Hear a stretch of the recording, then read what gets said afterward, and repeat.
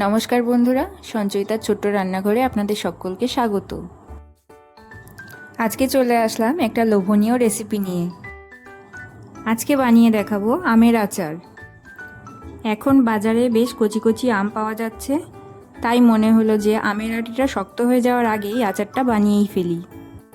তাই আমি এখানে 2 কিলো আম নিয়ে নিলাম। এখানে আমের খোসাটা আমি খুব পাতলা করে ছাড়িয়ে নিয়েছি, এতে করে আমের আচারটা খেতে খুব সুন্দর হবে।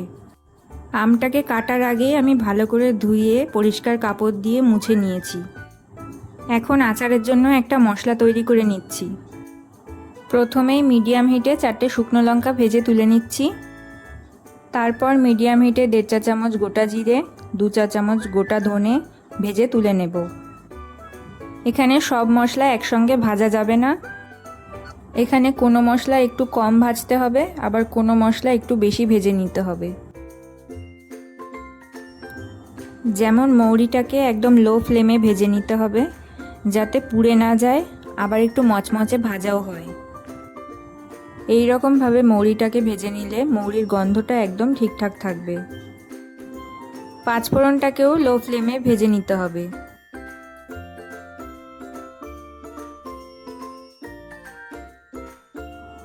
সব মশলাগুলোকে ভেজে তুলে নেওয়া হয়ে গেল।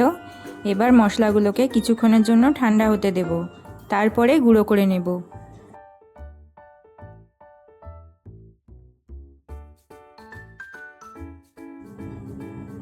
এবার একটা কড়াইয়ের মধ্যে তেল গরম করে নিচ্ছি। এখন ফোড়নে দিয়ে নেব 2টো গোটা সমেত শুকনো লঙ্কা আর 1 চা চামচ পাঁচফোড়ন।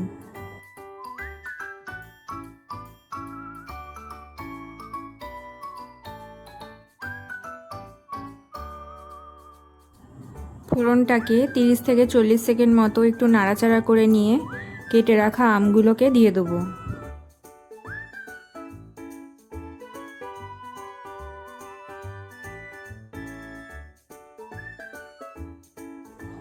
এখানে আমের পরিমাণটা অনেকটা বেশি বলে প্রথমে অল্প করে একটু আম দিয়ে রান্না করে নিলাম, তারপরে আবার সবটা দিয়ে রান্না করে নিচ্ছি।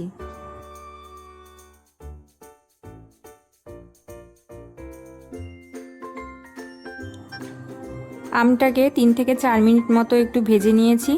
এখন পরিমাণ মতো লবণ দিয়ে দেবো। হাফ চা চামচ হলুদ দিয়ে দেবো।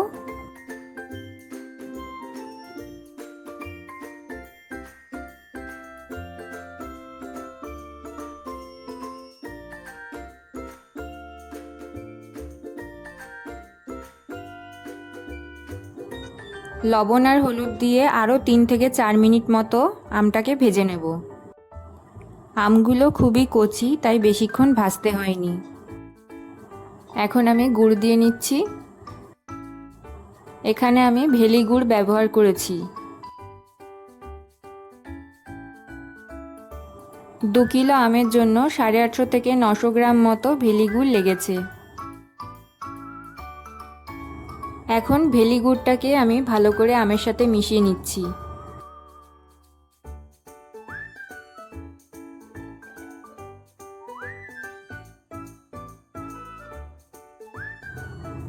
এখানে খুব ভালো করে আমের সাথে গুড় মেশানো হয়ে গেছে।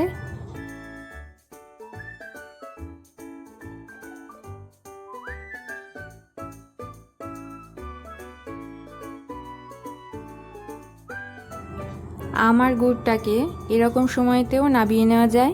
আমি আরেকটু জাল করে নেব।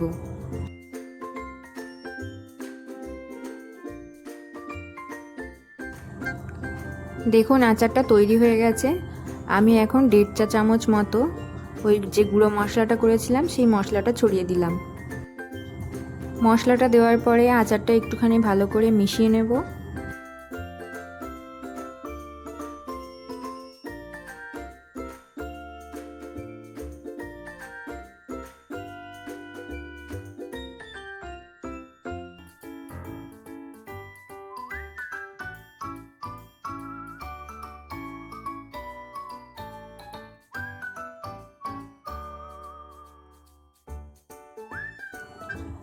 এই রকম পর্যায়ে আমি লো ফ্লেমে আচারটাকে বানাবো। এখন আমি 2 চা চামচ মতো ভিনিগার দিয়ে নেব। ভিনিগারটা দেওয়ার কারণে বেশ অনেক দিন ধরে আচারটাকে সংরক্ষণ করা যাবে। আমগুলো রোদে দেওয়ার ঝামেলা ছাড়াই আচারটা বানিয়ে দেখালাম। কেমন হয়েছে অবশ্যই কমেন্ট করে জানাবেন।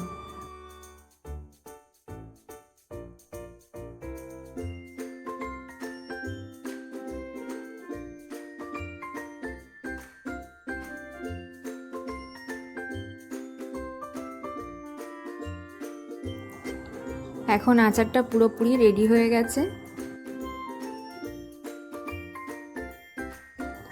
আচারটা যখন ঠান্ডা হয়ে যাবে তখন এত ঝোল আর থাকবে না, একদম বসে যাবে। আচারটা সেট হয়ে যাওয়ার পরে ঠিক এরকম দেখতে লাগছে। সকলে সুস্থ থাকবেন, ভালো থাকবেন। ভালো লাগলে একটা সাবস্ক্রাইব করে দেবেন।